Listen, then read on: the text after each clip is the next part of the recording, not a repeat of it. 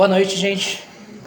Hoje a gente está aqui para falar sobre gênero e tecnologia, numa mesa composta pela Larissa, que é da Unicamp, pela Alice, que é aqui da USP, a Júlia, que é da USP, e eu sou da Unesp. Eu, a Alice e a Júlia somos do Centro de Pesquisa Travesti, e hoje a gente decidiu organizar esse evento para tanto conseguir apresentar as atividades desse centro de pesquisa para um público mais amplo, como também abordar um assunto que não só nesse âmbito, mas em muitos a gente tem visto sendo comentado, que é a possível proximidade entre processos de afirmação de gênero, tanto entre pessoas cis e trans, e como que isso passa tanto por um viés de classe, isso passa por um viés de justificativa política, mas a gente vai, enfim, salientar as nuances que existem, as diferenças e as proximidades. O nome dessa mesa é Tecnologias Biosociais de Gênero no Travecoceno, e agora a gente vai começar com um texto ou uma fala construída por nós três, do CPT, e também por Dandara e Júlia, que não podem estar presentes porque não são aqui de São Paulo, mas que consultamos e trocamos sobre esse texto. Essa fala se chama Um Feitiço para Emergir o Devir Trava do Mundo. Tecnologias Biosociais de Afirmação de Gênero no Travecoceno. Falsa Marxista, presente. Roberta Close, presente. Jiang King, presente. Lélia Gonzalez, presente. Ma Anand Sheila, presente. Simone Weil, presente. Assata Shakur, presente. No dia 5 de fevereiro desse ano, uma amiga me pergunta: False, o que é o Travecoceno? No icônico grupo Travazap, ao que respondo: é a ideia de que a travesti é o centro de apropriação simbólica do mundo. É o porquê a Julia Fox, a Bella Hadid, a Cleo Pires e todos esses referenciais de beleza fazem operações no caminho do transfishing. Antes, você tinha que as operações plásticas deveriam ser invisíveis, teriam uma aparência de naturalidade. Hoje em dia, você vê que o padrão de mulher rica cis é ter um rosto embonecado, um corpo Kardashian. Atualmente, você faz as operações deixando evidente o que tem cirurgia. O rosto fica mais artificial. Junto com isso, é provado que um padrão de beleza, depois jogo a pesquisa aqui, mais geral por mulheres é de 1 grau de androginia, ou seja, elas não se atraem por pessoas com características masculinas evidenciadas, mas tendem a preferir um padrão de beleza mais próximo do que os ícones masculinos de K-pop representam, uma beleza masculina feminilizada, delicada, angelical. Enfim, do lado das mulheres, você tem a Cleo Pires com o rosto de travecona, e dos homens um caminho para uma masculinidade andrógina e, entre aspas, angelical. Acho que a popularização de processos cosméticos e cirúrgicos, com os quais as travestis lidam de forma precária e, por conta disso, com conhecimento extenso e intenso, como o silicone industrial, a reutilização de hormônios fabricados para mulheres para contracepção e reposição hormonal para TH travesti. E com décadas de experimentação no corpo e conservação disso via saber oral, para mim apontam que ser travesti, ao se pensar uma terceira categoria que não é homem nem mulher, mas que constrói um corpo novo, é um modelo de ser, que será aos poucos aceito / apropriado pelo mundo todo.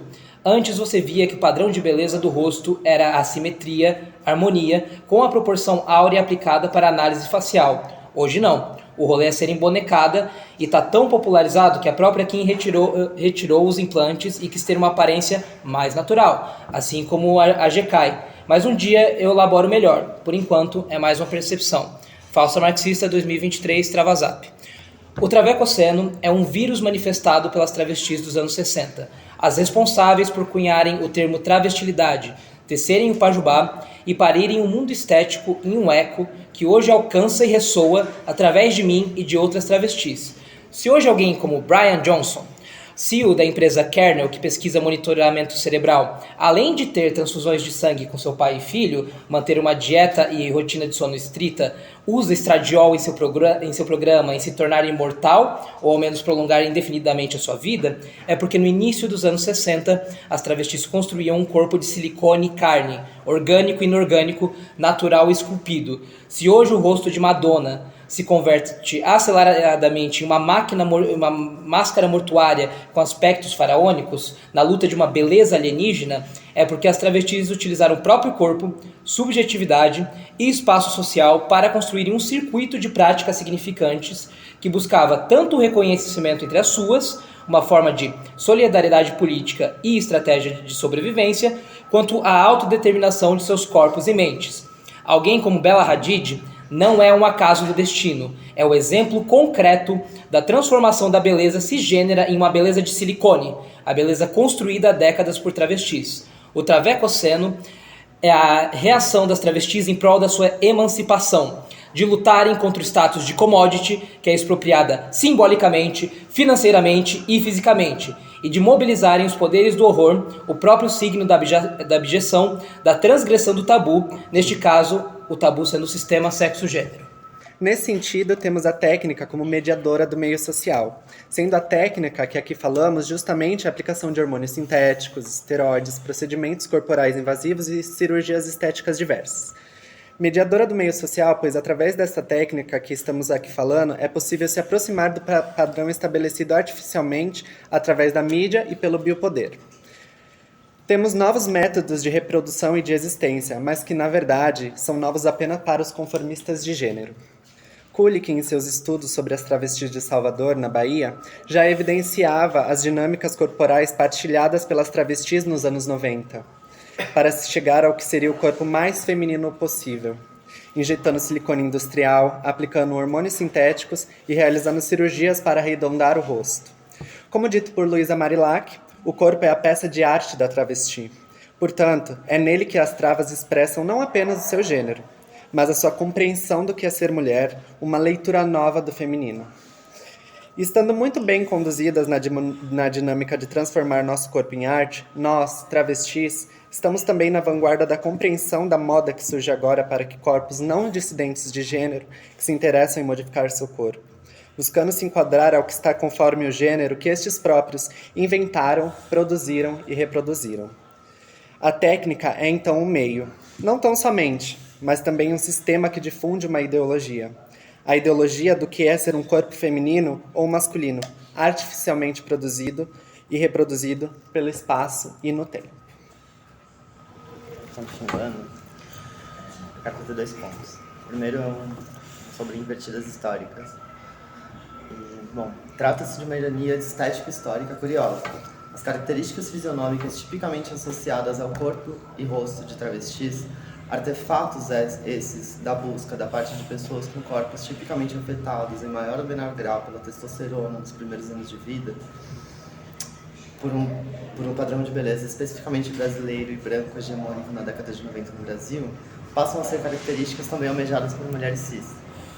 De ombros largos, queixos proeminentes, mais lábios e quadris cheios, a beleza travesti é resultado de uma ontogenia amálgama hormonal, genética, comportamental, que tem sua especificidade histórica, e aqui cabe frisar o caráter inevitavelmente fugaz desse processo.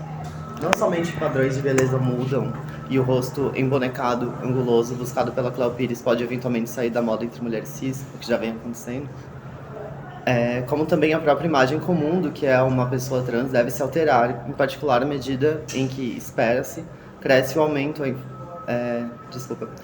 o acesso à informação e aos meios para que pessoas trans em geral possam encontrar um corpo e cérebro que lhes traga conforto mais cedo. Isso muda também o resultado dessa amálgama, diminuindo a participação do hormônio original, entre aspas.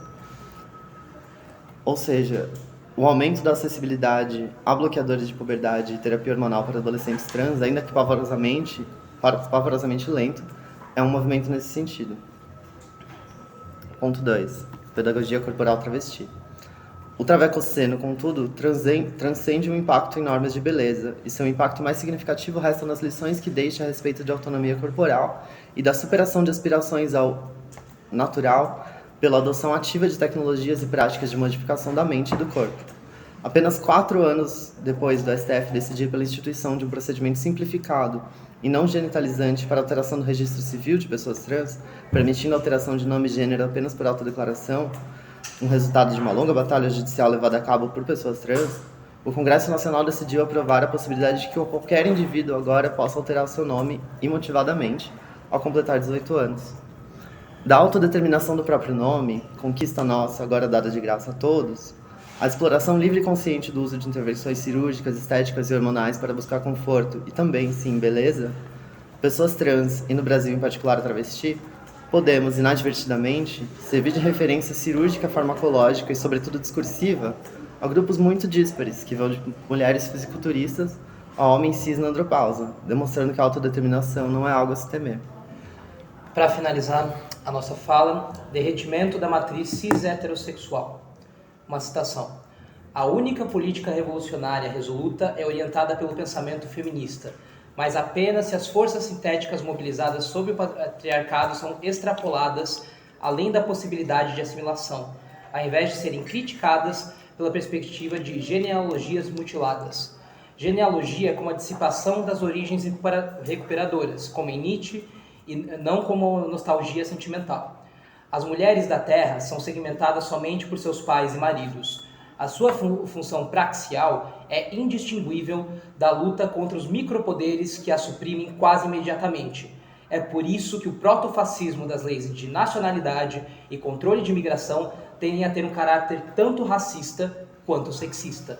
É porque as mulheres são a realização histórica da síntese potencialmente eufórica ou função comunicativa a qual o patriarcado tanto explora como inibe que elas sejam investidas com um destino revolucionário. E é apenas através deste conflito que a política conseguirá escapar de todas as pátrias.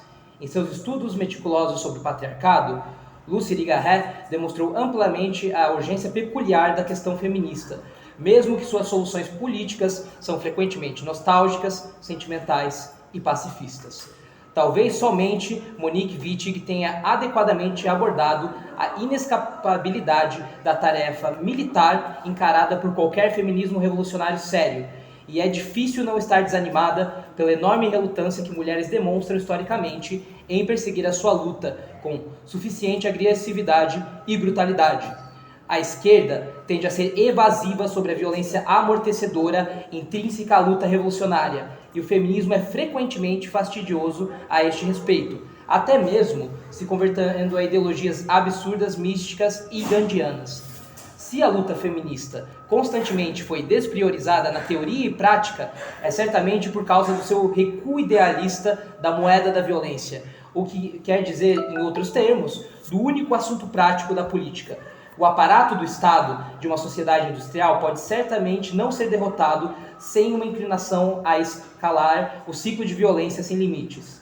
É um fato terrível que a atrocidade não é a perversão, mas o próprio motor dessas lutas, a linguagem da vontade inexoravelmente política.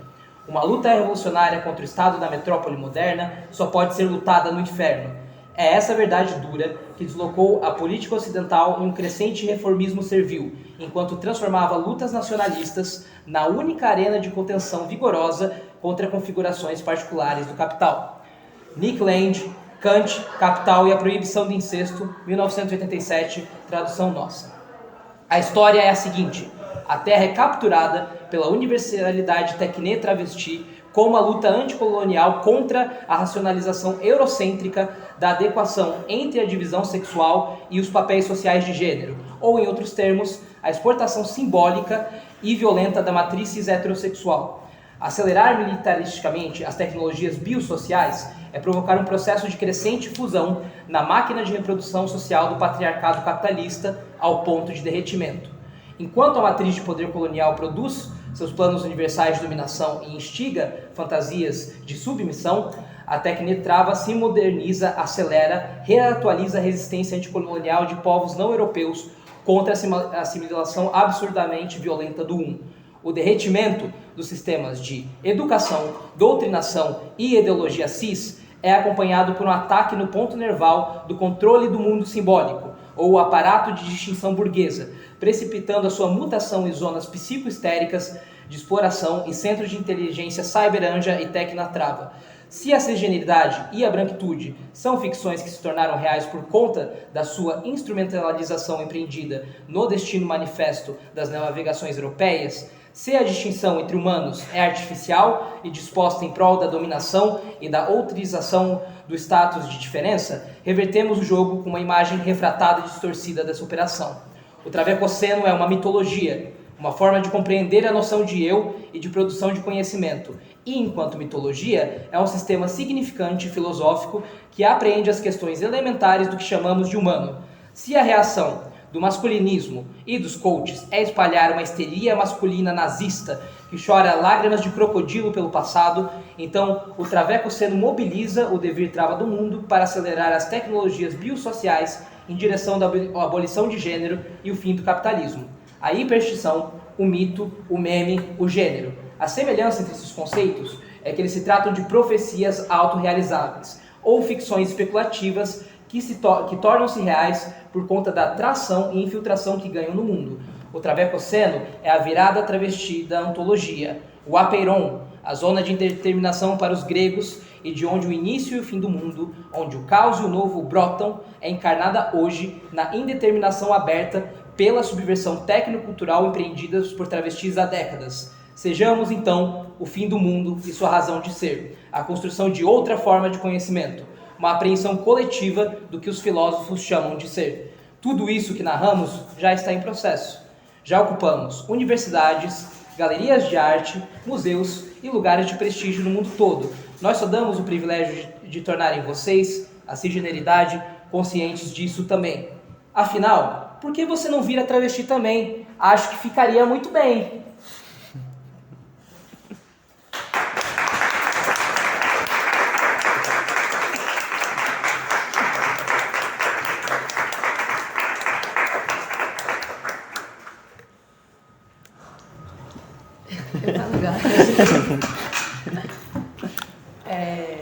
Bom, gente, eu tô até assim de falar depois da leitura desse texto. Acho que eu precisava até dar uma respirada, assim. Mas, bom, conforme a gente tinha conversado, eu pensei eu vou ler um texto, eu espero que a leitura não fique longa, né, e entediante. Na verdade, eu vou ler para tentar não me perder no tempo.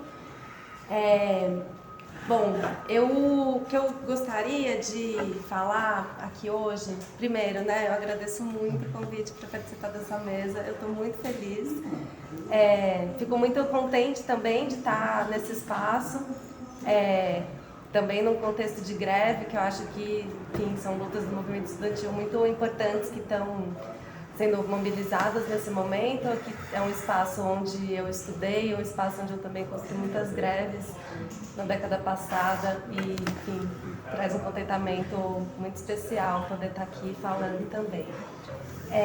O que eu pensei em trazer é uma parte que eu acho que, enfim, é uma parte da minha pesquisa de mestrado.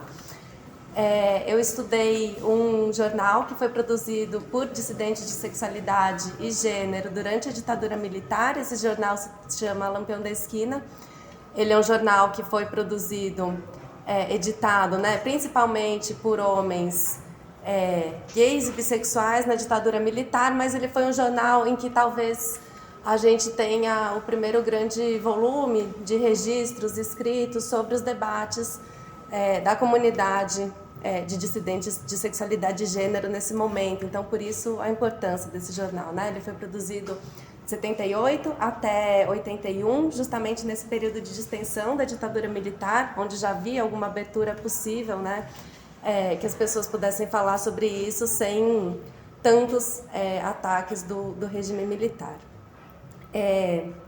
Bom, só de maneira geral, para contextualizar, o Lampião ele foi um jornal que não tratou só de questões relativas a dissidentes de sexualidade e gênero, mas ele buscou tratar naquele momento da distensão da ditadura de uma união entre diversas lutas sociais que se mostravam relevantes naquele momento e se rearticulavam num momento em que a gente já tinha alguma abertura política, né? Então, estão representados nesse jornal e falaram muito nele pessoas muito importantes ligadas aos movimentos feminista, negro, indígena e ecológico naquele momento, né? Então, tem uma confluência de diversas lutas que se encontram no jornal e que, enfim, é muito importante, né, essa perspectiva que o jornal assumia.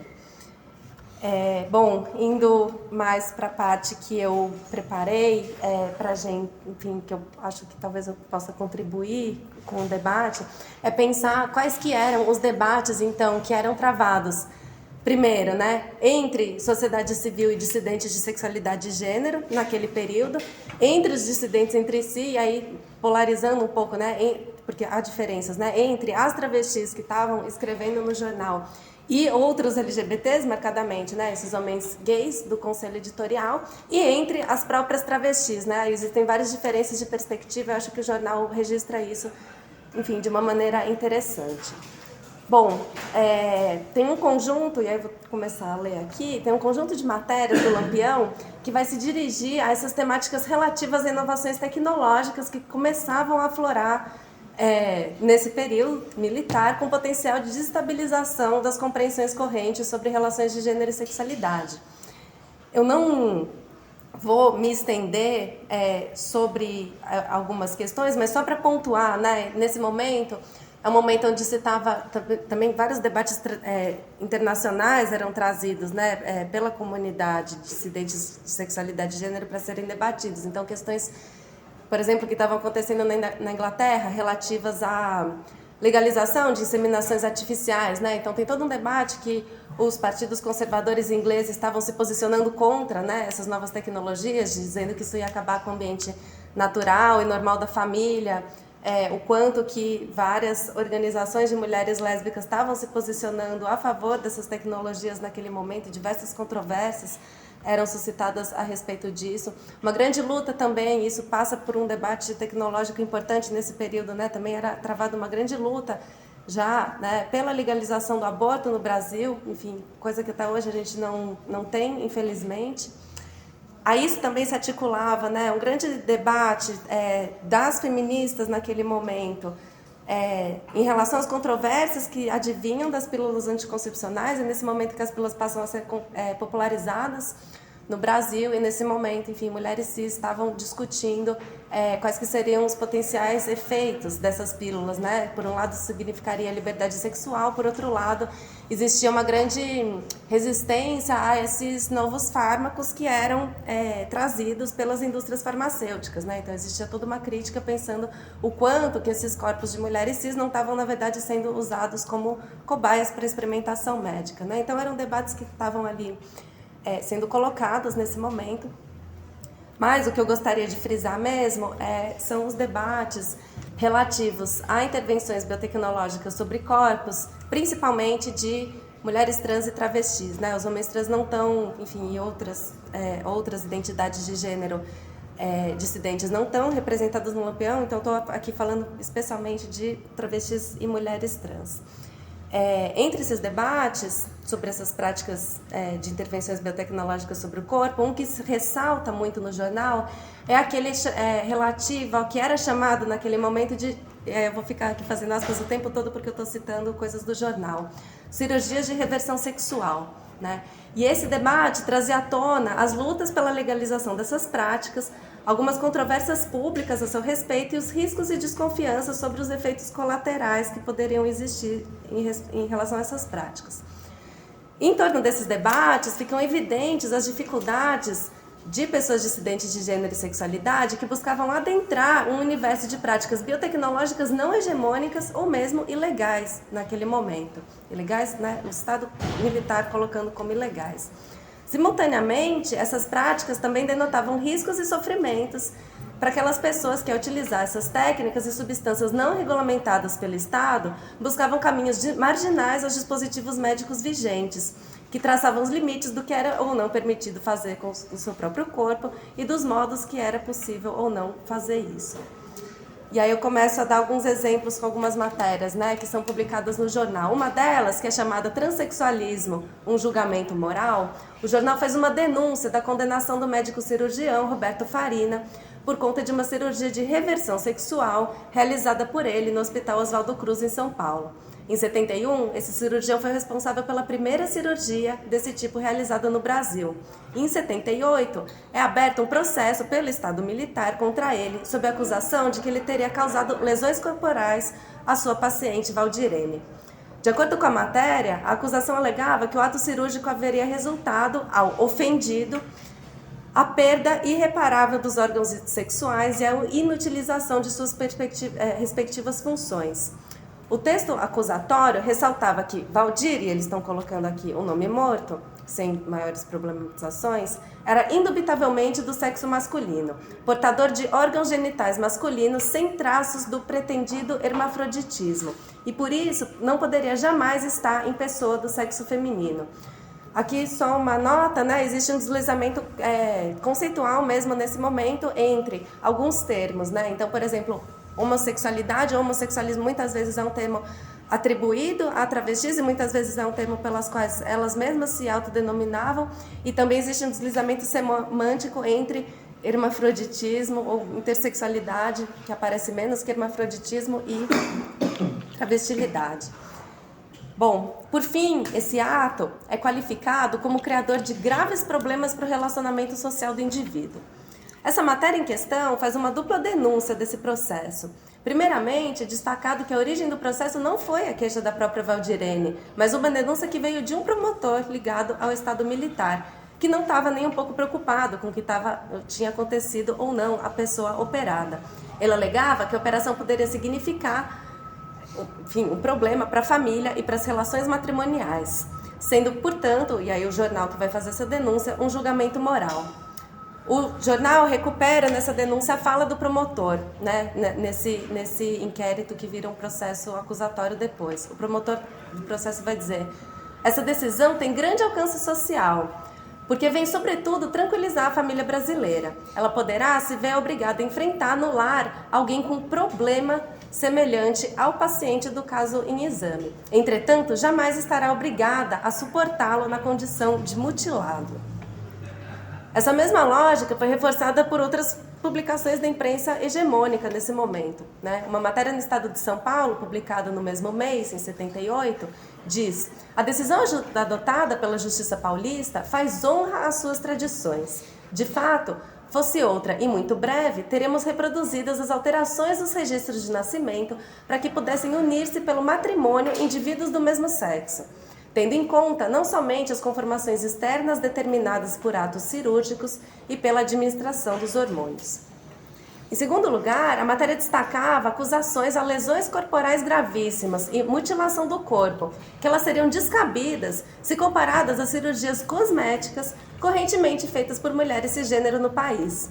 Caso a justiça permitisse a mesma lógica, seria uma decorrência imediata dizer que essas pacientes tinham seus seios decepados e mutilados em nome de um padrão de beleza abstrato, segundo o qual o seio poderia ser uma função única no corpo feminino, a amamentação.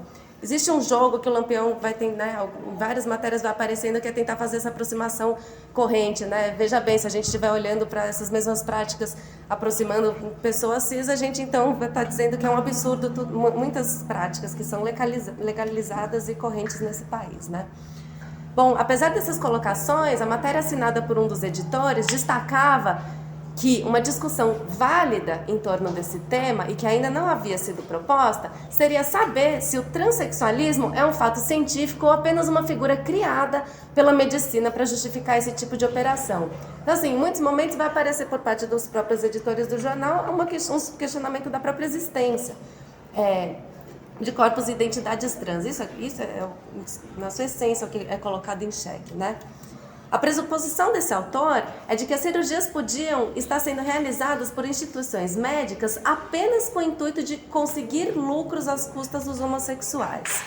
E isso foi uma ideia apresentada em distintos textos do jornal, conjugada a um conjunto de outras que, de modo mais esquemático, passavam pela desconfiança em relação às operações ou pela certeza da sua importância, e aí dependia, né? Pelos riscos imaginados que elas poderiam causar e pelos efeitos materialmente sentidos e sofridos pelos corpos. As controvérsias sobre essas operações são explicitadas por meio de diversas narrativas pessoais e opiniões impressas no jornal. Por exemplo, uma matéria publicada informava sobre um decreto recém-instituído nos Estados Unidos que decretava o fim das mudanças de sexo. Lembrando que foi nos Estados Unidos onde a primeira pessoa fez o tipo de cirurgia que era chamada mudança de sexo nesse momento, e aí, lá no final da década de 70 os Estados Unidos estavam proibindo essas cirurgias que eram muito disseminadas já, e aí daí em diante só seriam realizadas, a nova legislação que se firmava em 78 as novas operações só seriam realizadas em hermafroditas autênticos. Essa resolução tinha sido adotada com base em um estudo psiquiátrico que atestava que a cirurgia funcionava como um paliativo, mas não curaria uma condição que seria essencialmente um distúrbio psiquiátrico. Eles trazem isso para o debate brasileiro, né? Já no caso brasileiro, conforme se pode constatar pelos discursos veiculados no jornal, parecia prevalecer uma questão de cura, né? Era isso que estava em questão para eles. Se do ponto de vista legal, interdições e criminalizações ocorreram no sentido da preservação da família, do ponto de vista popular, tanto da opinião pública em geral, quanto dos diretamente interessados nas cirurgias e intervenções de ordem mais diversa, a controvérsia parecia se centrar em argumentos refratários às intervenções em virtude de riscos imaginados e efeitos materialmente experimentados por travestis ou mulheres trans. Uma das reportagens publicadas no jornal reúne vários relatos e opiniões de travestis e mulheres trans em destaque na cena artística brasileira e muitas trabalhadoras sexuais. Entre os relatos, tem alguns das artistas que são as grandes artistas travestis daquele momento, como Cláudia Celeste, Verusca, Jane de Castro, Marlene Casanova, Heloína dos Leopardos, Rogéria e algumas outras trabalhadoras sexuais que não têm seus sobrenomes, mas elas se chamam Nair, Neuza, Chile, Paula e Luana. Nessas entrevistas são expressas as incertezas e ideias popularmente partilhadas sobre os efeitos dessas operações. A falta de informações sobre cirurgias, os implantes de silicone, os usos de hormônios são recorrentemente expressas em comparações, faladas por elas em comparações com a facilidade e segurança da realização dessas intervenções na Europa, sendo a possibilidade de aprovação de leis regulamentadoras no Brasil vista como o que seria um sinal de civilização naquele momento e possibilitaria as pessoas se realizarem, podendo viver felizes e significando, portanto, uma vitória. Por outro lado, a possibilidade, como elas falavam, de parar de gozar ou a cirurgia entendida como mutilação é apresentada como riscos e efeitos negativos consideráveis. Entre essas e outras narrativas, são acionadas concepções sobre o poder transformador das cirurgias e intervenções em termos de identidade de gênero.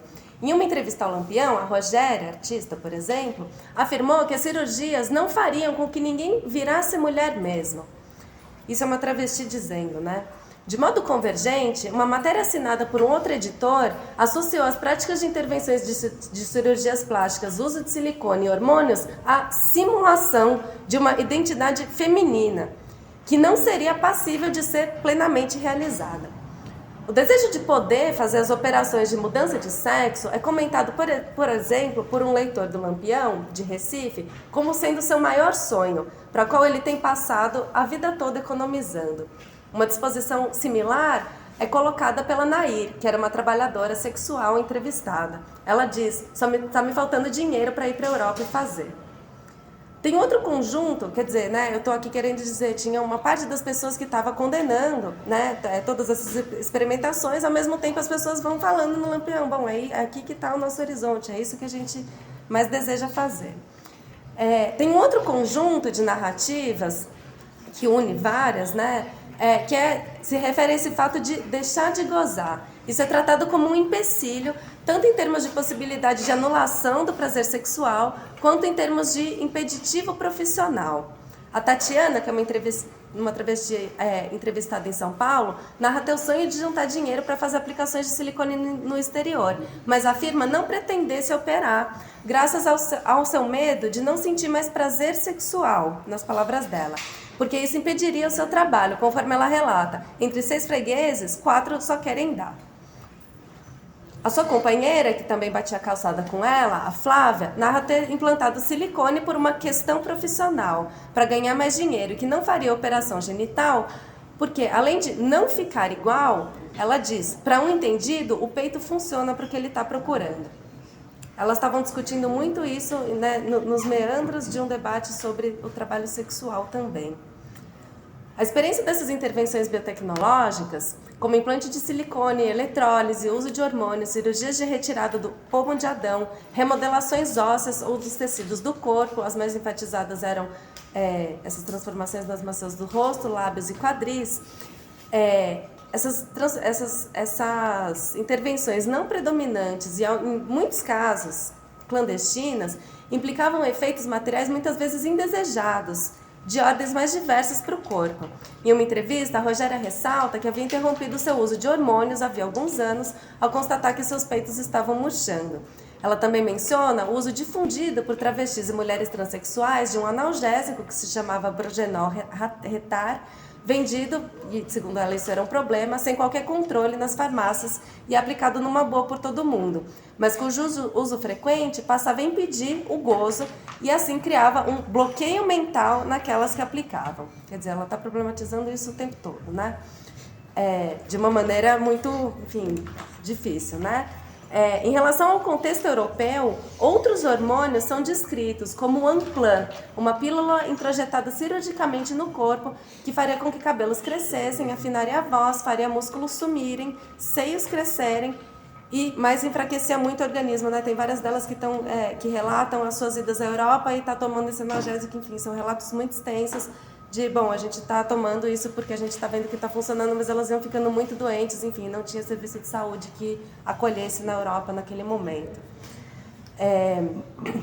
O risco dessas intervenções cirúrgicas de mudança de sexo é associado a parar de gozar, e isso é narrado ora em tom de receio, ora em tom preconceituoso, que aciona expressões como castração física ou como abrir mão da sexualidade.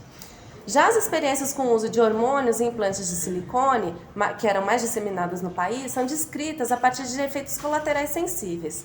Ficar com um peito maior que o outro após iniciar a aplicação de hormônios, interromper o uso por alterações indesejadas no corpo para a saúde em geral, ou ter problemas que elas falavam como ataque de nervos, a petrificação do silicone, o fato da substância escorrer pelo corpo e causar vários problemas, ou associação com câncer, eram vários problemas sentidos e projetados por elas, nos discursos do Lampião, né? Dada a irreversibilidade dessas intervenções de mudança de sexo e sua instabilidade, uma vez que se tratava de uma possibilidade técnica recente, não é de se estranhar que muitas pessoas receassem o procedimento. De fato, na Europa, onde diversos artistas entrevistados trabalhavam durante aquela década, essas operações pareciam ocorrer com efeitos colaterais consideravelmente mais atenuados, sem riscos graves. Por isso, o sonho de todo mundo ir para a Europa naquele momento. Em entrevista ao Lampião, a artista Jane de Castro lembra que durante os anos que havia passado trabalhando na Europa, ela pôde fazer implantes dos seios, realizar cirurgias plásticas no nariz, na testa, no pescoço, nas maçãs do rosto. Esses anseios, receios, desejos e debates políticos envolvendo essas práticas apresentados pelo jornal revelam uma posição ambígua diante das intervenções biotecnológicas sobre o corpo, que poderiam reconfigurar, no plano das experiências pessoais e coletivas, experiências de gênero e sexualidade. De fato, o Lampião não chegou a um consenso sobre essas cirurgias, nem sobre outras intervenções citadas, se considerarmos os escritos dos membros do Conselho Editorial, que diversas vezes se inclinaram a questionar a sua legitimidade, quando não se posicionaram contra a regulamentação, por exemplo, das cirurgias. Apontava-se de maneira crítica para o procedimento legal que condenava o cirurgião Roberto Farina, e dizia-se que nesse lugar deveria ter sido colocada uma questão sobre quais são os lucros implicados nessa cirurgia. Tem uma matéria no Lampião, isso já são os números mais para frente, né? Então a gente já está falando aqui em 81, uma matéria assinada por um dos editores chama atenção para um projeto de regulamentação das operações de transexualismo, assim que é protocolado pela primeira vez numa Assembleia Legislativa, né? Esse projeto de lei foi apresentado por um deputado em São Paulo, que também era um médico cirurgião, dono de uma clínica privada. E existe um grande questionamento por parte dos editores do jornal, pelo fato dele ser um médico de uma clínica privada e também deputado, né? Em uma outra matéria, nesse mesmo número, não assinada por um outro editor do Lampião, é assinada a aprovação na Câmara dos Deputados, e aí eles estão criticando, sem qualquer discussão, dessas operações. E aqui é ressaltado mais uma vez que, nossa, os lucros prometem ser muito altos com esse projeto passando. sem enfatizar, né? E aí eles retiram a declaração de um jurista que comentava essa alteração, de que ela atendia, isso era o que importava naquele momento, a uma realidade social vigente que tratava de restituir à pessoa a verdadeira personalidade. Enfim, é assim que é defendido por esse jurista a primeira vez que esse projeto de lei é protocolado. Bom, eu acho que eu não estou passando muito do tempo, mas assim, acho que com isso eu só queria trazer, né, o que eu acho que é importante, que são registros que para mim foram muito novos quando eu li, né, que nunca tinha lido registros, né, das travestis falando sobre o que elas estavam sentindo naquele momento, quais que eram os receios delas, como que elas estavam problematizando, o que elas estavam almejando, né, como que elas estavam experimentando uma série de procedimentos, intervenções na esteira de uma regulamentação do Estado, de uma medicina hegemônica, né? Enfim, é um grande universo de clandestinidade que está registrado aqui, enfim, que eu acho que às vezes a gente não tem noção, né, de qual que era esse lugar de clandestinidade exatamente. Eu acho que eu queria terminar muito brevemente, né, só dizendo, bom, esse jornal foi publicado há mais de 50 anos atrás, eu acho, enfim, né, evidentemente a gente teve vários avanços nesses 50 anos, vários avanços que causaram reações conservadoras enormes, né, e com elas vieram muitos retrocessos também. Eu acho que é importante, né, que há uma luta que desde então, né, a partir dessa luta, muitas tecnologias de afirmação de gênero foram institucionalizadas no SUS, o que foram grandes ganhos, assim, mas, enfim, acho que tem debates aqui que eles nos jogam para lutas do presente, né? Ainda existem muitos problemas, né? Existem problemas com os protocolos de transexualidade no SUS, existem problemas com hormônios que não são desenvolvidos especificamente para pessoas trans, existem muitos problemas, especialmente no Brasil, de estudos que possam, em termos de saúde pública, né, fazer acompanhamento de pessoas trans a longo prazo. Isso não existe um estudo que tenha acompanhado por 30 anos quais que são esses efeitos. Existe um problema de envelhecimento da população trans que agora está começando a ser tratado de maneira muito incipiente e, enfim, são pouquíssimos os lugares, né, onde você pode, de fato, fazer hormonioterapia, por exemplo, com toda uma rede de profissionais preparados para isso. São Paulo é um lugar, né, onde é um lugar de concentração, de migração da população trans do Brasil, que vem buscar isso, porque isso não existe na maior parte, né, desse país, ambulatórios especializados e assim por diante. A gente tem problemas contemporâneos, né, assim, como se tudo isso não bastasse, né, de todos esses PLs antitrans, né, atacando diretamente os pouquíssimos ambulatórios especializados no atendimento de crianças trans e adolescentes trans que a gente tem. É isso, acho que o primeiro ponto que eu queria dizer. E o último, acho que só para fechar, assim, eu acho que tem um lugar, assim, da produção de conhecimento que a gente faz na universidade, dos acúmulos que o movimento estudantil tem, que eu acho que, enfim, nesse tema da greve, desse momento, eu acho que são muito importantes, assim. Existe um debate que está muito forte na Unicamp, a universidade, né, da qual eu faço parte, como doutoranda em antropologia. A gente finalmente, a partir do grande debate suscitado pelo Núcleo de Consciência Trans, a gente está discutindo cotas trans na universidade, esse debate está avançando, enfim, existe um longo caminho a ser trilhado, mas anos atrás a gente já tem conseguiu essas cotas no programa de pós-graduação em antropologia, do qual eu faço parte, por exemplo, e vários outros programas de pós-graduação, e nesse momento, nesta greve, isso acho que é a coisa mais importante que está sendo discutida, né? Então, eu espero que a gente tenha essa conquista, né? Nossa produção de conhecimento ajude, né, a consolidação e ampliação dessas ações afirmativas com acesso e permanência e, enfim, que a gente tenha essas conquistas também num horizonte não muito distante, né? Acho que é uma coisa que a gente espera que saia dessa greve também. Acho que é isso, gente. Assim.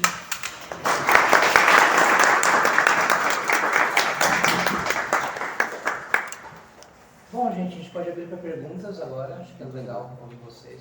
Qualquer coisa que vocês queiram comentar, perguntas, comentários. Tá. Puxa aí, amiga. A gente não se apresentou, acho que seria bom a gente se apresentar brevemente. Não precisa se apresentar na hora de falar. Acho que cada um falou o nome e de onde era. Uma do Centro de Pesquisa Travestis. Nós Todos. Eu falei, Pesquisa mas acho que é bom falar o nome e sobrenome pelo registro. Então, nós três somos do Centro de Pesquisa Travesti. A primeira fala foi uma fala de nós três enquanto parte do grupo mesmo. Saquei. Mas eu sou Alice Granada, para além do Centro de Pesquisa Travesti. Eu sou Alice Granada, eu sou advogada, sou curadora de arte e também sou pesquisadora e também sou coeditora de um site sobre disforia de gênero e transgeneridade, especificamente focado em ciência e disforia, chamado Guia da Disforia de Gênero. E acho que é isso. Eu sou a Júlia, sou estudante de Geografia, também sou pesquisadora sobre as travestis e a cidade aqui em São Paulo. Sou Eduarda Camargo, também conhecida por outro nome, que todo mundo sabe, não precisa falar, né? Já é meme. Eu sou mestranda na Unesp, em Processos e Procedimentos Artísticos. Sou participante do Centro de Pesquisa Travesti, sou também estudante do The New Center for Research and Practice e parte também do Centro de Pesquisas Contemporâneas, que inclusive vai fazer uma live nessa quarta, onde muitos desses pensamentos foram desenvolvidos com vários amigos e colegas brasileiros. E também sou parte do Subset of Theoretical Practice, que é um outro grupo que tem pesquisadores do mundo todo e faz uma pesquisa sobre formas de organização, certos tipos de marxismo, enfim, um grupo bem difícil de definir e geral. E você pode encontrar todos os encontros gravados no YouTube. Acho que eu já me apresentei, eu sou Larissa Tanganelli, eu sou doutoranda em antropologia pela Unicamp e, bom, é isso, né, minhas pesquisas giram em torno de questões ligadas a questões de gênero, ciência e tecnologia e é isso. Você tinha uma pergunta? Você pode começar, porque ele levantou a mão antes. Então, queria parabenizar vocês pela fala muito potente e parabenizar também o comando de greve, né, por ter feito esse movimento. Essencial, fundamental ouvir o que vocês estão dizendo. E na verdade eu tenho algumas perguntas, mas eu vou me conter para dar espaço para as pessoas, né? Mas eu acho que talvez tem duas, assim, que me parecem as mais importantes aqui para mim, pelo menos. No jornal Lampião da Esquina, eu não sei agora exatamente se foi no 79, entre 79 e 81, eu acredito, saiu uma resenha de um livro feita pelo João Silvério Trevisan, um livro do Guy Hockenheim, que é um filósofo francês que escreveu O Desejo Homossexual, né? Ele diz que o Guy tinha um picho na cidade de São Paulo que falava assim: bicha também é gente. Ele diz assim que ele nunca gostou muito desse dizer, embora ele entendesse, né, o João Silvério Trevisan. Ele diz que ele preferia mais pensar a bicha como um pervertido plural. E aí ele diz assim, eu acho que é esse modo de pensar que está presente na obra do Hockenheim. Dito isso, algum tempo depois, publica-se uma entrevista com o Hockenheim no Lampião. E o Hockenheim fala da relação das pessoas travestis com os homossexuais na cidade do Rio de Janeiro. Ele conta que numa boate, se não me engano, Le Boy, não sei se eu me engano agora, não sei se já existia. Bom, posso estar enganado no nome da boate. Mas nessa boate houve um movimento das pessoas homossexuais pela proibição das travestis naquele espaço. Né? Então, então, assim, de algum Nada modo, mudou, né? De algum modo, eu acho que vocês já trataram disso na fala de vocês. Mas a minha pergunta é justamente essa que vocês captaram, né? Como que vocês pensam esse movimento, né? Desse período aí em que a gente viu que estava se passando no Lampião, né? E um movimento homossexual dominantemente se apresentando como um movimento homossexual, né? Em relação às pessoas trans e travestis, né? E a outra pergunta, bem curtinha, vocês citaram vários nomes no começo, e aí, questão pessoal e de amor meu, né? Eu fiquei sentindo falta da Claudia Wonder. Não sei se vocês, se ela entra também nas discussões de vocês, enfim. Era isso, vou ficar por aqui. Obrigado mais uma vez. Vamos ouvir outra pergunta e a gente responde junto? Pode ser? Qual é o estilo organizacional e a tech stack do CPT? Perdão, não entendi o segundo termo. O tech stack. Tipo, vocês têm alguma coisa de humanas digitais para fazer pesquisa ou fins ou tentar acelerar isso? A gente tem uma biblioteca num Drive e a gente também tem uma outra rede que... Como que é o nome daquela plataforma? Overleaf? Notion. E o Notion. A gente tem o Notion e o Drive, só que como a gente é uma iniciativa, assim, não tão recente, mas com pessoas de 20 a 30 anos, que são todas travestis, trabalhando, a gente tem uma certa dificuldade de conseguir mover todas as iniciativas, assim. Mas a gente tem uma biblioteca bem organizada. O grupo, eu diria que, enfim, eu não gosto de pensar na ideia de que não existe hierarquia dentro dos espaços. Acho que existe sim. Então a gente tem uma questão de funções. Acho que todo mundo pode se agrupar para uma função ou para um tipo de atividade. Algumas pessoas estão mais na área do design, outras pessoas estão mais na área de um projeto de uma revista que a gente tem, outras pessoas são da tecnologia. Tem muita gente da tecnologia, assim. A gente tem a Alice, que é do direito, mas não só, é do direito, das artes e da tecnologia. Então, eu sinto que a gente pergunta, né, para quem entra no grupo, qual que é a afinidade da pessoa, e aí tem esses núcleos diferentes. Né? E a gente se organiza principalmente através de WhatsApp e tendo um arquivo no Drive, que é o nosso lugar para guardar as coisas. Alguma outra dúvida? Pelo que eu entendi, então vocês não fazem nada de humanas digitais ou fins mais específicos. Pela falta de geografia, achei que talvez tivesse alguma coisa de base geográfica, sei lá, de eventos travestis ou locais que foram de importância. É que a gente ainda não tem uma plataforma, né? E de novo, a gente não tem uma equipe tão grande. A gente tem um projeto de um site, mas a gente não tem uma equipe tão grande para manter uma divulgação maior e o funcionamento dessa plataforma ainda. Por isso que está sendo um pouco demorado. Sobre a sua pergunta, a primeira, para mim é difícil comentar isso. Porque né, eu como lésbica tenho identificação mais com sapatão do que eu tenho com gays. E eu acho, inclusive, que existe muita simetria ou similaridade ou sobreposição entre o processo de você ser uma lésbica sapatão, caminhoneira, de você ser lida, né, como alguém que é nascida do sexo feminino e tem uma aparência masculina, e a travesti. Né? Claro que isso tem violências diferentes e especificidades, mas eu sinto que as reações muitas vezes estão próximas pelo meu contato com as outras lésbicas. Eu acho que existe sim uma proximidade que é muito trabalhada nesse livro, que foi citado pela Júlia, do Don't Pull It Travesti, né, que fala justamente sobre essa relação e proximidade, né, de homossexuais e travestis. Só que a questão que fica, né, é que se tem quase uma progressão, né, dentro da perspectiva das travestis desse espaço e desse tempo, né, que eu acho que também estava dentro do Lampião, que a travesti é o viado mais corajoso que vai a fundo.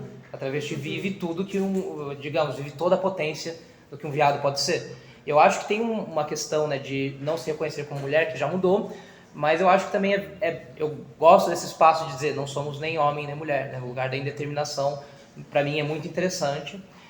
Mas ao mesmo tempo, né, não dá para negar que historicamente existe uma solidariedade. Eu sinto pessoalmente solidariedade mais dentro do espaço das lésbicas.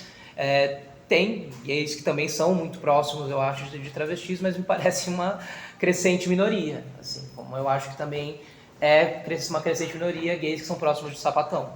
E para mim, ser próximo de sapatão ou travesti, ou mulheres no geral, tende a evitar alguns comportamentos, né, misóginos que existem bem forte por parte dos grupos dos gays. Assim, a gente tem até aquele cara, né, o cara que é da Grécia, que é o Milo Yiannopoulos, por exemplo. O Milo Yiannopoulos é gay e ele é um cara que fica basicamente falando sobre a quantidade de produção dentro de óvulos e ovários de mulheres. Assim, tipo, você vai esperar chegar nos seus 30 anos, você não vai ter mais ovários, como assim? Sabe? Então existe, né, um masculinismo que está dentro de uma coisa que se chama de homofascismo ou homonazismo, enfim, né? Isso eu acho bem preocupante. Assim. Talvez fazer um comentário específico sobre o Lampião, assim, eu acho que Bom, queria dizer que isso aqui que eu tratei aqui faz parte de um livro que vai ser publicado, espero que até o final desse mês, assim, mas tem momentos em que, até essa entrevista do Gui, né, ela é discutida em algum momento, tem vários momentos em que dá para ver distanciamentos e aproximações, né, mas uma relação com muitos ruídos, né, especialmente quando você está, assim, a minha impressão, de modo geral, é que, sobretudo quando você está falando desses movimentos, não tem como negar, né? O movimento chamado homossexual nesse momento era elaborado, sobretudo, por pessoas brancas de classe média, né? Eu mesma valendo para o movimento feminista. Não que a gente não tivesse movimentos de mulheres em comunidades de base, né? Que aí já é outra discussão, mas assim, o chamado movimento feminista naquele momento também era algo de classe média. E acho que nesse espaço a gente vê os maiores ruídos e maiores preconceitos. Assim, agora o Lampião vai apresentar uma diversidade de situações em que você via uma união na prática e solidariedade pelos próprios modos de vida, territorialidades onde as pessoas estavam convivendo, né? Então, enfim, tem uma diversidade de situações, mas, por exemplo, quando você tem uma entrevista que o Lampião mostra com o Lula no ABC, no contexto da greve de 80, e que eles vão não só falar com o Lula, mas eles vão falando com vários trabalhadores, né, do ABC, e também vão fazer um trabalho similar no Rio de Janeiro, né, na região da Lapa, enfim, fábricas que por ali ainda estavam. E é isso, aí você vai ver que as pessoas, por exemplo, que estavam trabalhando na rua, essa era uma aliança muito menos, mais despida de preconceito do que às vezes você estava falando desses debates entre a classe média, né? Isso é uma coisa muito importante. Todas as situações em que você está falando, que o Lampião está apresentando situações de trabalho sexual, você também vê uma aliança muito grande, né? Por exemplo, no Lago do Arocho você tinha uma grande aliança entre, porque gay não é a mesma coisa, né? Você tinha uma marcação muito clara entre, uma divisão muito clara, né? Entre esses gays militantes e as bichas que estavam fazendo calçada junto com as travestis, né? E esses mexês que eram as bichas, que geralmente era quem dava, não quem comia, eles estavam compartilhando, né, essas mesmas territorialidades com as travestis, e tem vários debates, né, que o Lampião vai apresentando sobre esses diálogos deles, os modos de convivência, modos de luta comum, aspirações conjuntas, enfim, acho que tem várias situações, né, que essas aproximações e distanciamentos são mostradas, né, em entrevistas diferentes, assim. E tem vários intelectuais franceses que estão comentando várias coisas que também trazem. O Lampião traz muitos cenários internacionais também, né, comentando. Mas aí, de novo, né, a questão das travestis ressalta em poucos, né, porque isso é uma questão. Quando se fala de fora daqui, as travestis estão aparecendo na Europa, mas são as travestis brasileiras indo, né, em outros lugares você não está diante. Essa identidade é colocada dessa maneira, então é difícil às vezes identificar, né, que esses intelectuais também, sobre o que eles estão falando, assim. Obrigado. Complementando um pouco o seu ponto também sobre a apresentação sobre o Lampião, acho que é importante marcar quanto mudou muito o debate mesmo, que você estava dizendo, assim, tipo, a própria autoconcepção de travesti vem se aproximando muito com a autoconcepção de mulheres trans, assim. Eu acho que isso tem a ver com... E tanto várias divergências, várias discussões que tinham nessa época que hoje não acontecem tanto mais ou desapareceram completamente, tem muito a ver, eu acho, com o espaço marginalizado que essas pessoas estavam ocupando nessa época, de completa falta de existência da informação, não só acesso à informação, porque não existia a informação teve que ser criada e teve que ser, os estudos tiveram que ser feitos desde então. Mas hoje está muito mais estabelecido, por exemplo, o que é um protocolo decente para uma pessoa que queira transicionar, entendeu? Não existe muita dúvida hoje em dia sobre, digamos, eficácia ou risco de hormonização. É uma coisa que tem as suas questões ainda hoje, como tem qualquer uso de hormônios, por exemplo, de contraceptivos hormonais. E mesmo aí a gente vê umas paralelas interessantes, porque, salvo engano, nunca estudei esse tema, mas contraceptivos para mulheres cis, em geral, o maior problema é o risco de trombose, que é um problema que não precisa existir, só que os hormônios que são mais disponíveis causam esse problema. Esse mesmo problema acontece com a gente enquanto mulheres trans, que estamos tomando muitas vezes essas mesmas substâncias. Tanto é que muitas mulheres trans acabam recorrendo a hormônios sintetizados, às vezes em laboratórios que não são laboratórios oficiais, para garantir que você consiga uma substância que não te dê esse risco de trombose. Esse risco que inclusive está presente hoje no protocolo padrão do SUS, eles te dão um hormônio que está associado a esse risco, porque simplesmente a alternativa é muito cara. Mas resumindo assim, voltando para o ponto principal, eu acho que muito mudou, assim. Hoje a gente tem muito mais acesso, e eu acho que você vê isso de forma... E aí, comentando um pouco do seu ponto sobre aproximação com homens gays, eu acho que o Travecoceno chegou tanto porque a gente está, quer a gente está forçosamente na ponta de lança das discussões políticas. Metade do espectro político quer ver a gente morta, então é um pouco... Não tem o que a gente fazer, senão tá tomando a frente nesse momento das discussões políticas, enquanto muitos homens gays estão falando que a deputada Érica vai cuidar disso. A gente tem que fazer política para além do Congresso também. Eu acho que isso começa com informação, começa com pesquisa também, além de militância também.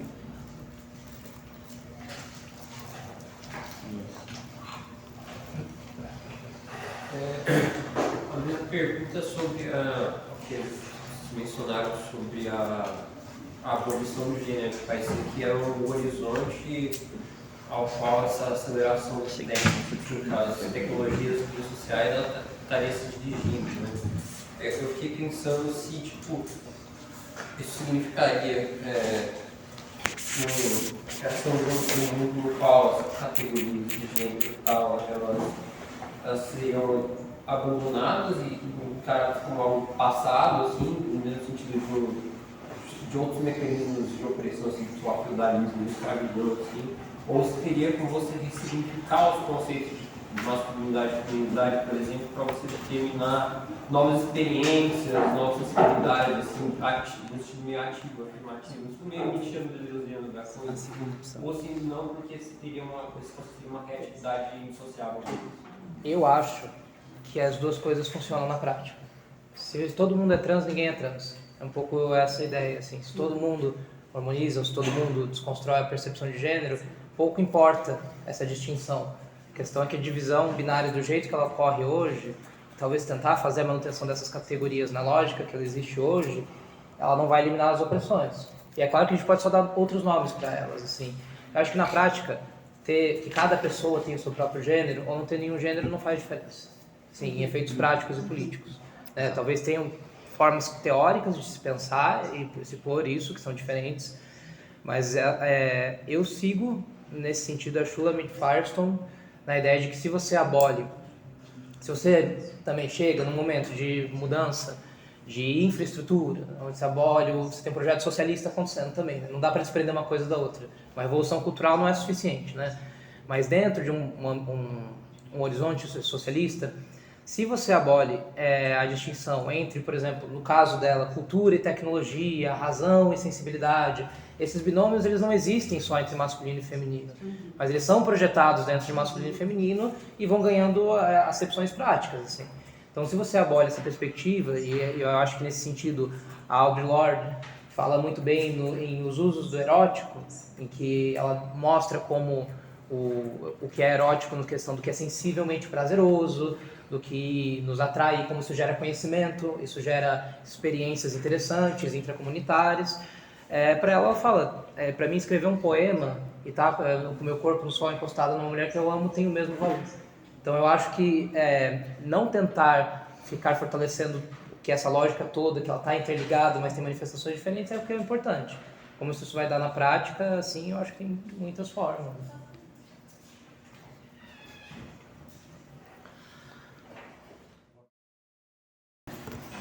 Para organizar o evento, o compartilhamento de informações. E esse é um assunto que, para mim, sempre foi... Não vou dizer um pouco, porque eu falava que mas sempre foi uma ignorância plena. Eu sempre conversei com vários colegas amigos da universidade sobre isso e tinha muita dificuldade de entender certas coisas, certos caminhados. E ele me indicou um livro Esse livro me ajudou bastante a entender inicialmente algumas coisas. Tá? Foi Diálogos Contemporâneos sobre Homens Negros e Masculinidades, do Henrique Estier e o Rolf Malone. E teve um ponto ali que eu queria, em cima disso que eu vou ler, eu queria fazer uma pergunta para vocês. Tá? Que é uma pequena sinopse que diz assim: usualmente, as abordagens que relacionam as categorias de raça e gênero recaem sobre o feminismo negro. Isso eu percebi quando eu fiz a matéria de feminismos negros, que eu não tinha parado para analisar que quando se fala sobre feminismo não inclui-se a mulher negra. E isso me deixou bastante perplexo, porque eu achei que inclui-se. Estava terminando de ler um livro do Abdias Nascimento, outra declaração me deixou perplexo, que ele afirma categoricamente que a direita não contempla a negridade e a esquerda simplesmente copia a negridade como manobra instrumental de ascensão, quaisquer que sejam elas. Estou chegando aqui para fazer a pergunta. Nada mais legítimo, uma vez que as interrogações sobre o gênero, papéis sexuais e as desigualdades que daí advêm tiveram seu marco teórico no Ocidente com o feminismo, que fomentou a desnaturalização dos gêneros e, portanto, a sua historicidade e questionamento.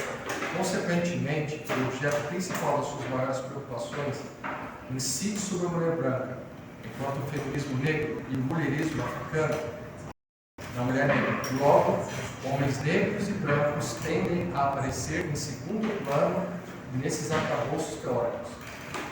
Não obstante, os homens brancos e classe média geralmente são vistos como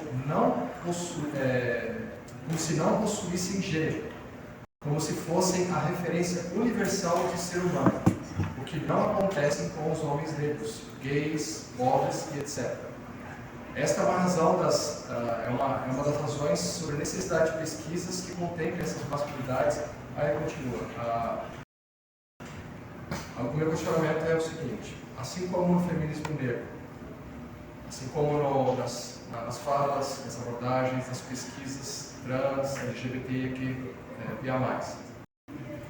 sentido essa caminhada, sem perceber ou intencionalmente, faz o homem negro gay ou a travesti gay, pretos, desaparecerem nessa caminhada?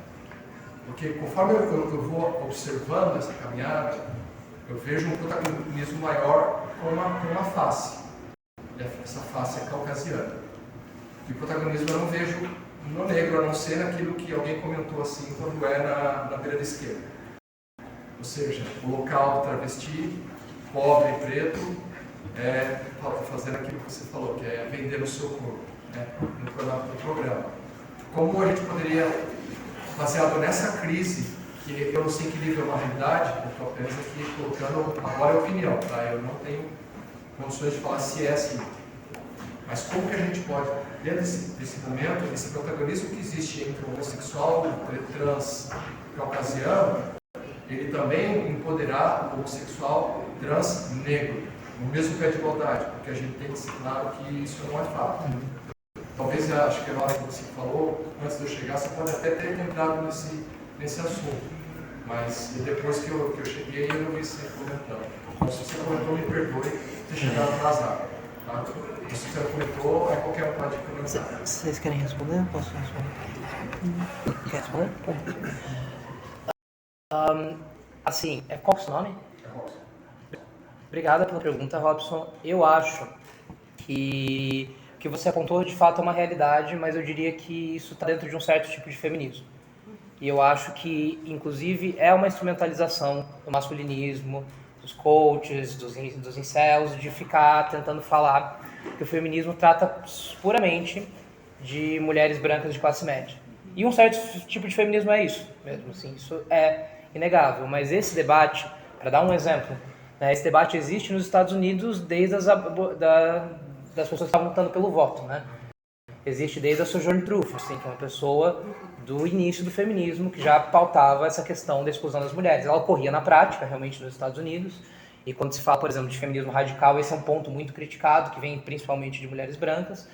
Mas eu acho que a gente tem, assim, hoje já dentro do feminismo, muitos exemplos que não são esses, assim, como eu falei da Audre Lorde. A Audre Lorde, né, é uma poeta negra, feminista, muito conhecida. Angela Davis, para citar o caso do nome mais conhecido. Né? Aqui no caso do Brasil, eu acho, né, que está sendo resgatado agora, muitas pensadoras negras que estão pensando raça e gênero em conjunto.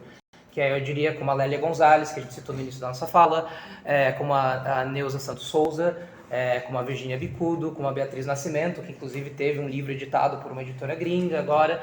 Então eu acho que realmente existe essa exclusão numa prática de militância, principalmente em espaços assim marxistas, isso ocorre muito mesmo, e eu acho que é semelhante, não é igual, mas é semelhante para pessoas trans, LGBT, pessoas pobres e para pessoas não brancas.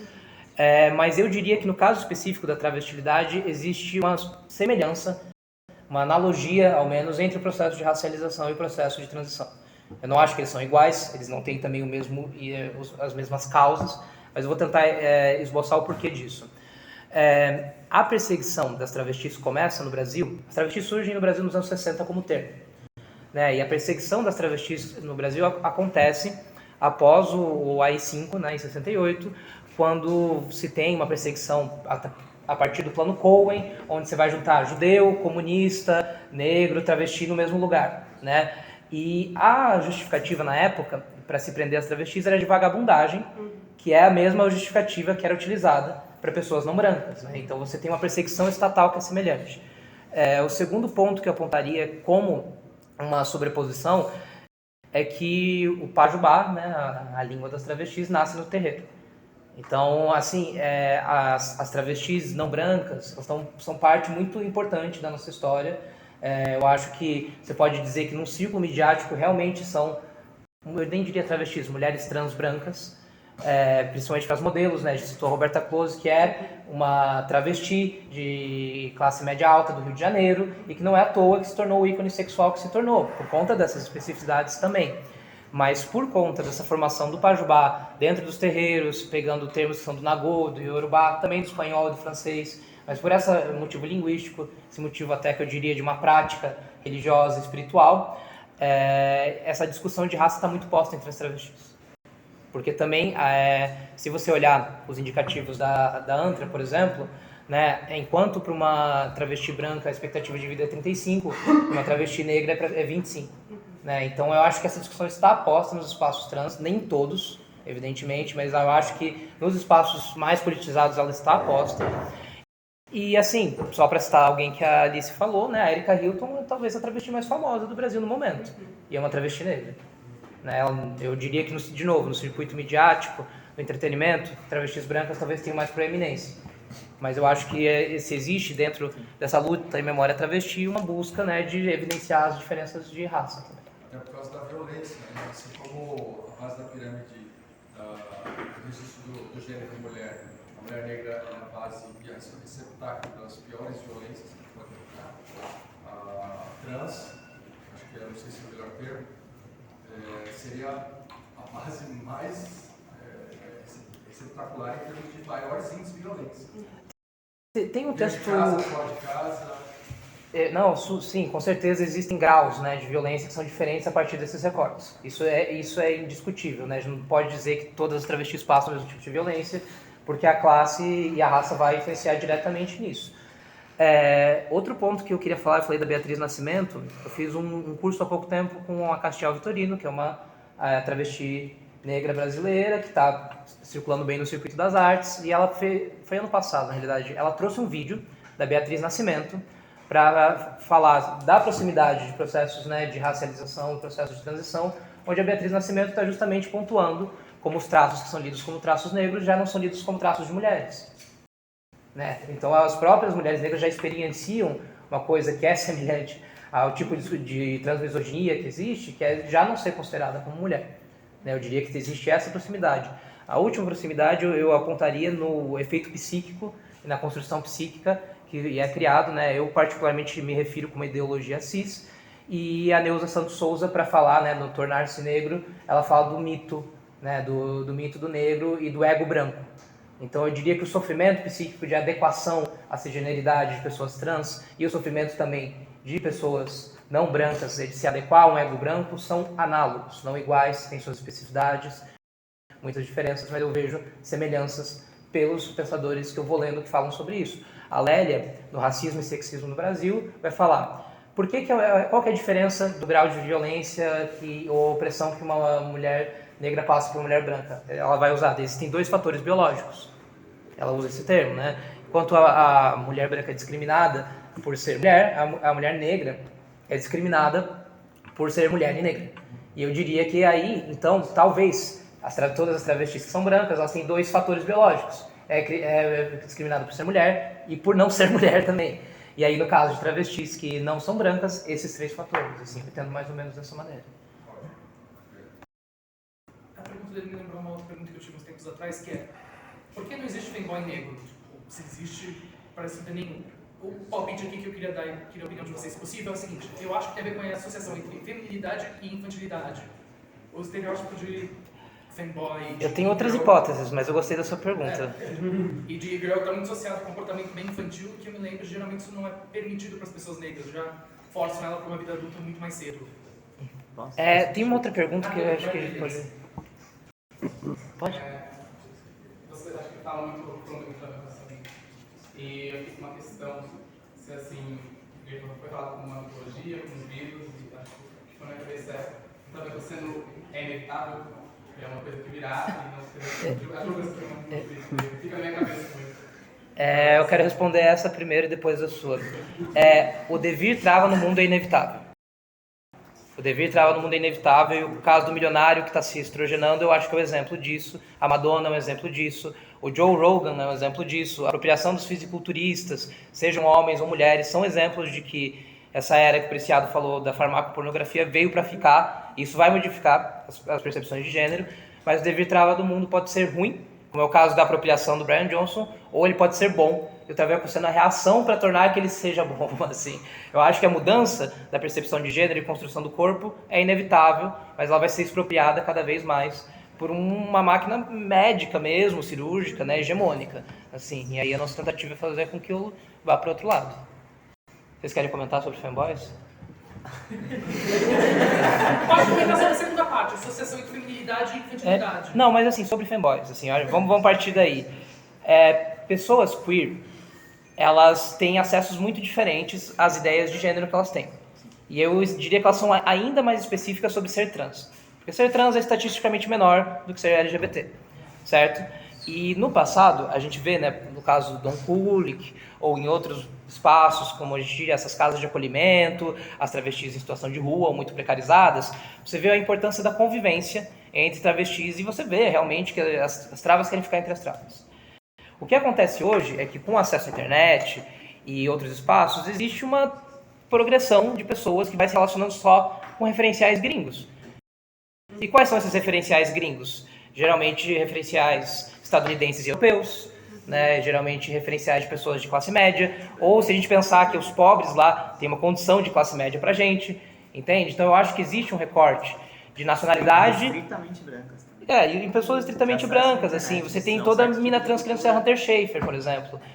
E eu acho isso que é importante que exista essa figura, mas ela não pode ser a única. Porque aí o que acontece? Você vai formando porque eu estudo memética, eu estudo memes, né? Então você vai formando a sua percepção sobre gênero puramente no 4chan. Aí você vai formando a sua percepção de gênero puramente no Reddit. Você acha que isso sendo fóruns, né, de pessoas que têm problemas de ansiedade social e problemas de adequação e que você tem uma grande infiltração da extrema-direita, será que esse é o melhor lugar para se buscar referências trans? Eu acho que eu colocaria essa questão. Também. Pode ser um dos lugares, mas não pode ser o único. 3% de negros nos Estados Unidos, então eu ficava com a impressão de que pelo menos devia aparecer um. Parece que não tem nenhum. Não, mas eu acho que a associação que você fez de infância e feminilidade tem a ver com ser branco também, assim, com certeza. Mas eu acho que aí, né, o que chega na gente de influencers, tiktokers ou figuras do Reddit do 4chan, para nós são pessoas brancas, né? E não à toa porque são espaços de extrema-direita. Então por que uma pessoa não branca vai querer se infiltrar, fazer tão parte de um lugar que é de extrema-direita? Pode acontecer, acontece, mas é estatisticamente menor e os motivos a gente sabe por quê. Não à toa o fanboy nazi é um fenômeno, né? Exato, bom exemplo. E tem fama de ser popular na Polônia. Exato, né? Você tem fotos de fanboys na Polônia, tipo, num colo de um político de extrema direita, assim. Tipo, isso aí, sei lá, me deixa assustado. Mais alguma coisa, gente? Não? Quando vocês estavam conversando, eu fiquei pensando muito num conceito do Preciado. Eu acho que tem relação com o que foi dito aqui, pelo menos por 2 vezes na mesa, que é a ideia de biodrag, né? Eu acho muito interessante essa ideia, porque ela mostra que a cisgeneridade, ela é também uma produção tecnológica, né? Então você não tem uma base fundante natural da cisgeneridade nem da heterossexualidade, né? Então, acho que é um pouco nesse sentido que vocês estão falando também, né? De pensar que não tem esse ponto natural de origem, ou até melhor, borrar totalmente essas fronteiras, né? Tecnologia, natureza, porque não são necessariamente termos opostos, né? Então, assim, esse conceito assim, parece útil para vocês nesse sentido, vocês trabalham com ele, né? Porque daí ele está discutindo antes de começar a colocar em circulação a ideia de cisgeneridade, que já vai aparecer nas traduções da obra dele aqui no Brasil, né, de maneira atualizada, mas ele fala em tecnobiogênero para denotar esse caráter tecnológico da produção a produção artificial do natural. Esse é o ponto. Eu diria, assim, eu particularmente trabalho com isso através do Simondon, porque eu gosto que a ideia de técnica dele e de natureza e de humano, eu acho que vai nesse ponto de problematizar essa divisão, né? Para o Simondon, por exemplo, a natureza está sempre presente, ela está sempre sendo individuada, e a técnica é a forma de mediação entre o humano e a natureza. Então você tem uma coisa que se borra muito mais, se torna muito mais dinâmica, do que você tem uma compreensão, né, de uma distinção forte entre o que é construído e natural, o que é tecnológico e natural. Perdão, me perdi. Era sobre a utilidade desse conceito de biodrag. Eu lembrei o exemplo que eu ia dar. Por exemplo, vamos falar da Grécia, que todo homem cis gosta de gozar pra Grécia, então vamos pensar lá. Né? Tipo, se você pensar que na Grécia as mulheres são só receptáculos, né, de bebês, e que, por exemplo, em Esparta, que é um estado, né, uma cidade militar, em que você tem a exclusão de todo mundo que nasce com deficiência, você já tem um exemplo muito claro de uma tecnologia para você manter a população com um certo tipo de corpo, né? O fato do treino físico já é um tipo de técnica para manter um tipo de corpo. Né? E isso vem aí, né, desde antes da noção de gênero. Só a divisão sexual, você vai vendo que existem técnicas, né, para se fazer o corpo significar mesmo, porque ele por si não dá conta. Né? Essas coisas têm que entrar num processo mais complexo para elas ganharem esse significado de macho, fêmea, homem, mulher ou outras determinações. Inclusive o Preciado usa o Laquer para falar que você tinha um modelo de sexo único, né? Depois você tem o dimorfismo sexual e agora a gente está em pleno processo de mutação e de questionamento dessas categorias que são produções de epistemologias e políticas. Obrigado. Querem comentar, meninas? Gente, vamos tirar todo mundo uma foto? Alice. Ela pode.